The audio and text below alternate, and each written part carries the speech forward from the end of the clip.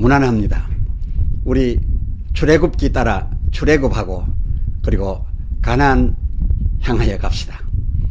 오늘 함께 하실 말씀 출애굽기 제19장 1절입니다. 이스라엘 자손이 애굽 땅에서 나올 때부터 제3월 곧 그때에 그들이 시내 광야에 이르니라. 아멘. 출애굽 이후 제3월 시내산에서 라는 주제로 말씀드립니다. 출애굽기 19장 1절 이스라엘 자손이 애굽 땅에서 나올 때부터 제3월 그때에, 여기 제3월은 그야말로 제3월이자 그리고 3개월이었습니다. 왜 그런가 하니 하나님께서 이스라엘 출애굽하던 그 6월절을 계기로 출애굽기 12장 2절 이달로 너희에게 달의 시작 곧 해의 첫 달이 되게 하라 하셨기로, 이에 따라 헤아린 제3월은 곧 출애굽 이후 3개월째가 되기도 하는 거였습니다. 그때 곧 제3월에 본문 출애굽기 19장 1절 하반절 그들이 시내 광야에 이르렀습니다. 이 시내 광야에서는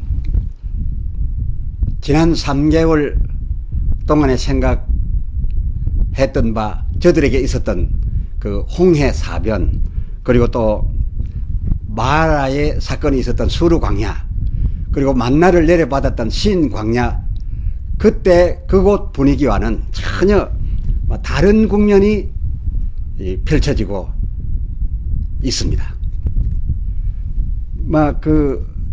이 시내광야 거기엔 익히 알려진 이른바 시내산이 있어서 이 시내산을 중심으로 이 출애굽기에 이 이후에 펼쳐질 내용들은 또 다른 핵심 스토리, 또 다른 핵심 스토리가 시작되고 있었으니 이는 출애굽기 19장 2절 그들이 르비딤을 떠나 시내 광야에 이르러 장막을 치되 산 앞에 장막을 치면서부터 이제 일은 펼쳐지기 시작했습니다. 3절 출애굽기 19장 3절 모세가 산에 계신 하나님 앞에 올라가니 여호와께서 산에서 그를 불러 그 4절 당신께서 애굽 사람에게 어떻게 행하였음과 또 어떻게 독수리 날개로 저희를 업어 인도하였음을 되확인하시고 9절 출애굽기 19장 9절 모세에게 이르시되 내가 빽빽한 구름 가운데서 내게 임함은, 이렇게 임하신 이유, 이 이유가 아주 중요합니다. 내가 빽빽한 구름 가운데서 내게 임함은 그 하반절 1. 내가 너와 말하는 것을 백성으로 듣게 하며, 즉 보게 하며 알게 하며, 또한 이 일로 저들이 너를 영영히 믿게 하려 함이니라 라고 하셨으니, 이 빽빽한 구름을 설치하시고 거기에 하나님이 강림하여 그 구름 뒤에까지 임하여 오신 이 사건이야말로 모세에게 얼마나 강력한 배려이시며, 또 아울러 이 백성을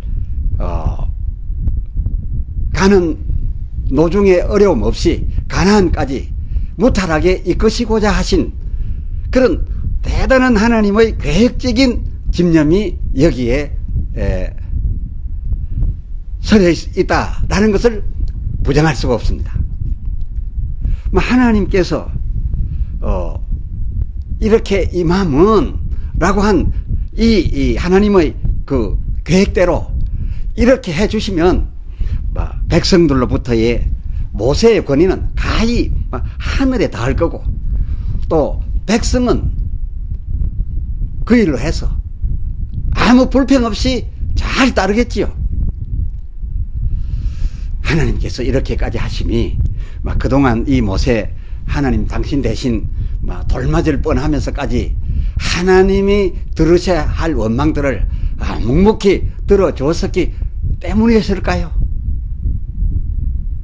아님 하나님께서 이처럼까지 그 시내산에 모세를 불러 그 백성들 보는 데서 임하심이 혹 다른 이유로서 얼마 전에 있었던 그 너무 훌륭하셨던 장인 이드로의 모세와의 합류로 본의 아니게 그의 훌륭한 그런 제안 때문에 그 모세가 알게 모르게 입었던 그런 권위의 타격 때문이었을까요? 어찌되었건 이후 제3막 시대를 대비해서 이 백성들에게로부터 모세의 권위를 확실히 세워줄 필요가 있었던 것은 누구도 부인할 수 없습니다. 출애굽기 19장 21절 하반절 백성이 돌파하고 나 여호와께로 와서 혹 나를 직접 보기라도 한다면 그 일로 해서 저들이 많이 죽을까봐 그 구절 빽빽한 구름을 그 백성과 하나님 사이에 내려앉혀서 그 백성과 하나님의 거리가 아주 가까워졌지만은 그 사이에 차단막을 설치하기까지 하셔서 하나님 당신이 모세에게 그런 상황에서 직접 말씀하시는 것을 저들로 하여금 다들 듣게 하려섰음이 모세의 권위를 한껏 세워 줌으로써 이렇게 함으로써 그 하반절 백성이 하나님 원하신 대로 영영이 모세의 절을 믿게 하려셨던 것 그것 때문에 이 같은 상황을 만드셨으니 그것은 이제 이후 이 시내 광야 시내산 이후 앞으로 장정 40년 이 40년을 인도해 갈 자 모세와 그리고 인도 받아야 할 이 백성들 사이에 반드시 구축되어져야 했던 요건, 다시 말해서 모세의 권위는 굉장히 높아져야 했고 그리고 또 이 백성들이 그 일로 해서 이 모세를 처음부터 끝까지 정말 확실히 신뢰하고 따라야만 될 수밖에 없었던 이 40년 그 행진을 위하여 꼭 필요했던 요건이어서 하나님께서 이 시내산 빽빽한 구름 설치하시고 거기에까지 강림해서 저들 귀로 들을 수 있는 음성을 바라셨던 거 바로 그 같은 상황 연출이었던 거 그것입니다. 이 하나님의 이 빽빽구름 배려는 모세에게만 치우쳐 이렇게 해주신 것이 아니었습니다. 어쩌면 백성들에게 이 백성들에게도 12절 출애굽기 19장 12절 너희는 삼가 산에 오르거나 그 지경을 지금 너희 가까이 와 있는 산 밑에 있는 너희의 선 그 발 지경을 범하지 말지니 산을 범하는 자는 정령 죽임을 당할 것이라.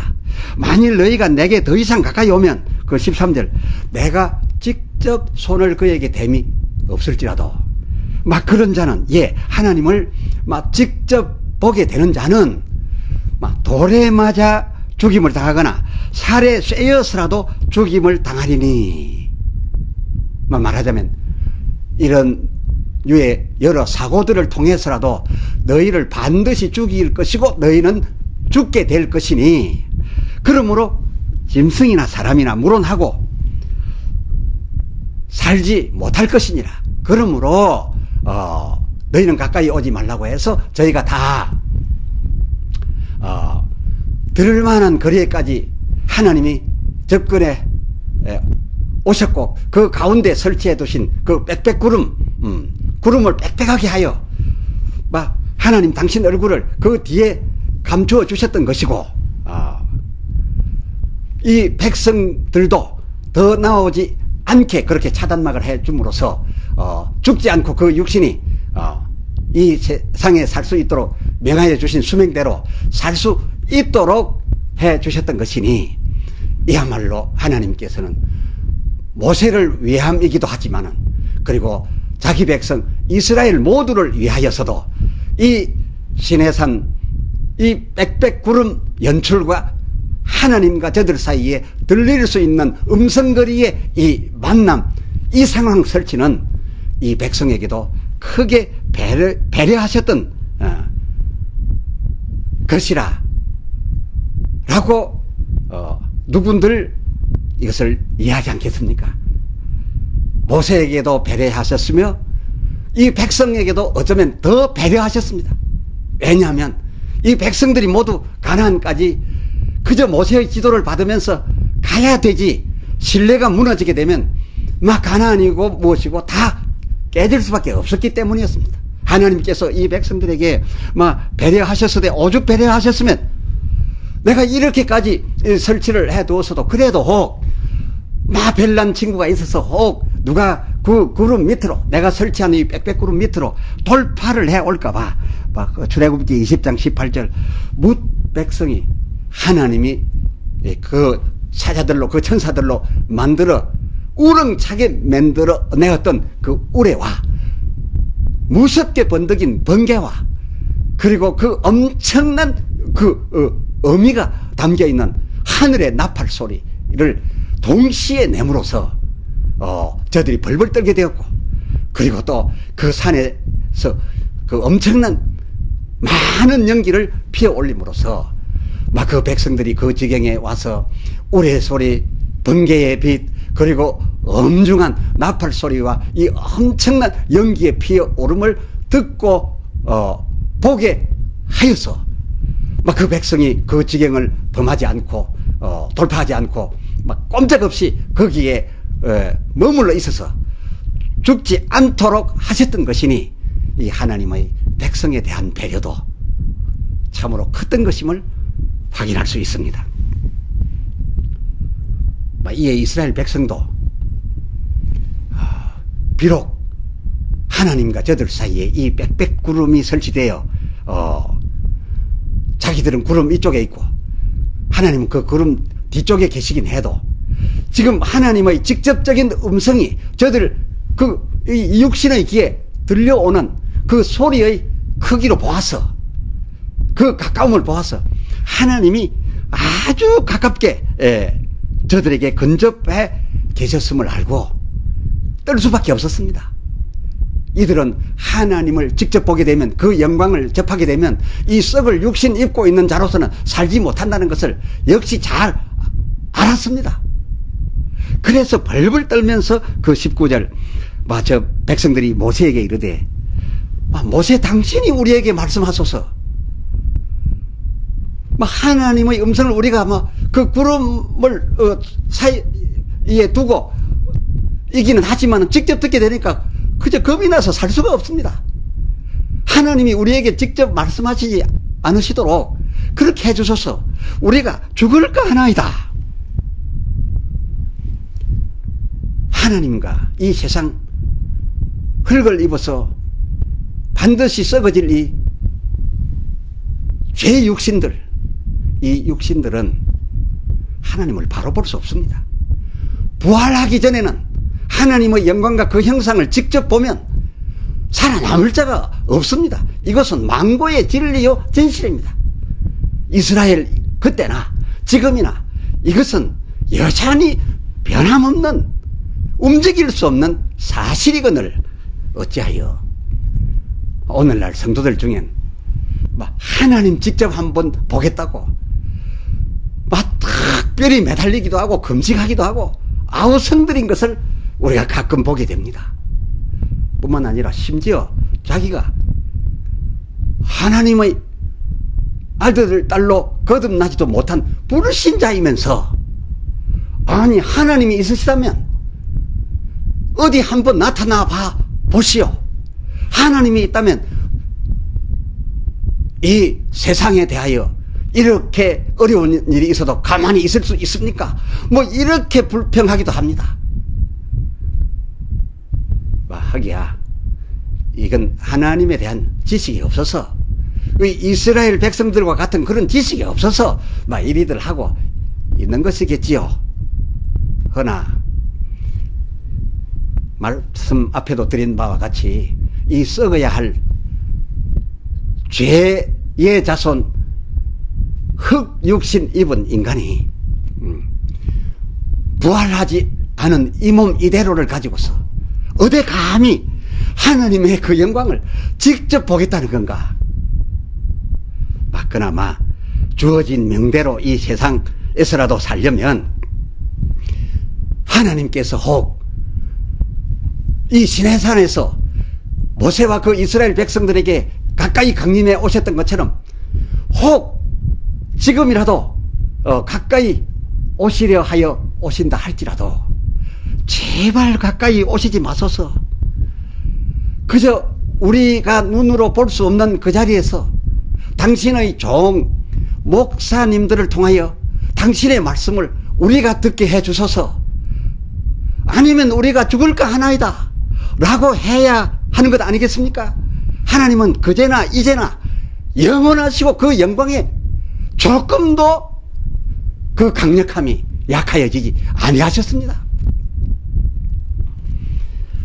22절을 보면 비록 여호와께 가까이 갈 수 있도록 허락되어 가까이 갈 수 있도록 되어 있었던 그 제사장들 중에 제사장들일지라도 그 몸들을 하나님 가까이 나아갈 때마다는 성결하게 하지 아니하면